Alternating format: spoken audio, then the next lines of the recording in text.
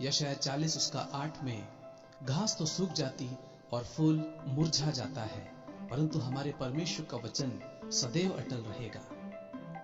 वचन को थामे रहें और सुनते रहें। पास्टर एम के बाबू द्वारा एक शब्द आपके साथ। परमेश्वर को महिमा मिले। आपको जय मसीह की। आज का मनन के लिए हम प्रेरित पौलुस का लिखा हुआ पत्री थिस्सलुनीकियों के लिए दूसरा पत्री पहला अध्याय 11 और 12 पद पढ़ेंगे।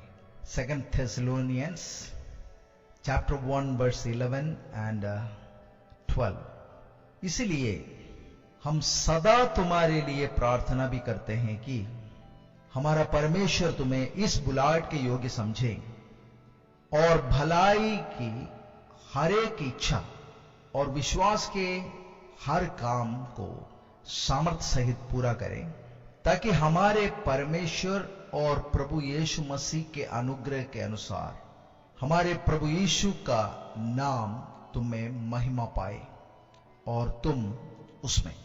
यहां पर बताए हुए कुछ बातों को हम देखेंगे। पहली बात तो यहां पर कहते हैं कि प्रार्थना के बारे में, कि सदा प्रार्थना करता हूं। दूसरी बात ये कहते हैं कि तुम्हारे ऊपर एक बुलाहट है और उसके अनुसार का एक नियुक्ति तुम्हारे जीवन में है। और तीसरी बात कहते हैं कि तुम्हारे अंदर से जो भले काम निकलते हैं वो विश्वास से प्रेरणा पाकर या विश्वास का सामर्थ्य से प्रकट होना चाहिए।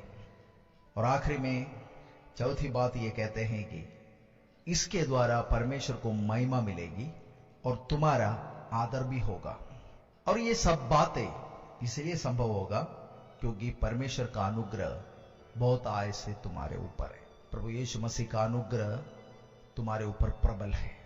तो इन बातों को थोड़ा सा हम देखें कि यहां पर परमेश्वर का वचन हमें क्या सिखाना चाहते हैं।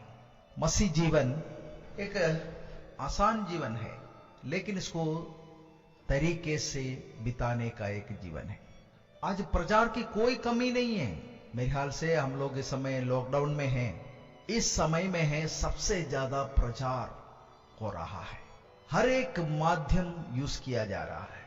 सोशल मीडिया के अंदर का हर एक माध्यम इस्तेमाल हो रहा है। टीवी इस्तेमाल हो रहे, मैगजीन्स, बुक्स सब इस्तेमाल हो रहे हैं। प्रिंटेड मीडिया खत्म होने वाले थे। जो बुक्स हमारे पास है वो भी शेल्फ में जगह ले लिया था।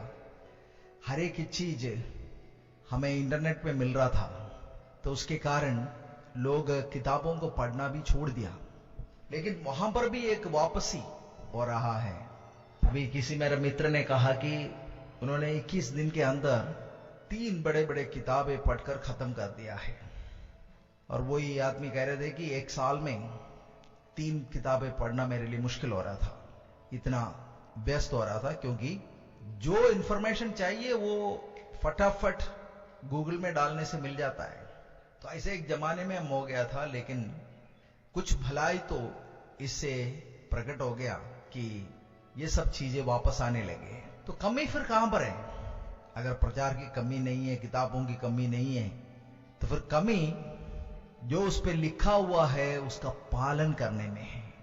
एक कान से सुनकर दूसरे कान से निकालने की बात, या ज्यादा से ज्यादा इतना बोल दिया कि प्रचार बहुत बढ़िया था।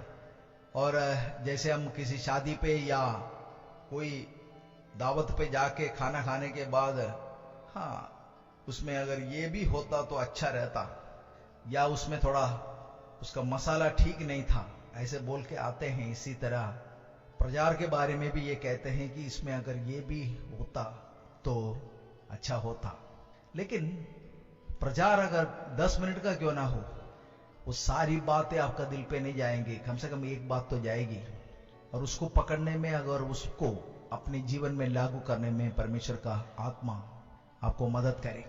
यहां पर जो हमने इस आयत में जो देखा है, पौलुस यहां पर कहते हैं कि एक तीव्र इच्छा मेरे हृदय के अंदर है, उसके साथ मैं तुम्हारे लिए प्रार्थना करता हूं। जो मेरी प्रार्थना में बातें मैं बताता हूं वो तुम्हारे जीवन में लागू होते हुए मैं देखना चाहता हूं, उसका फल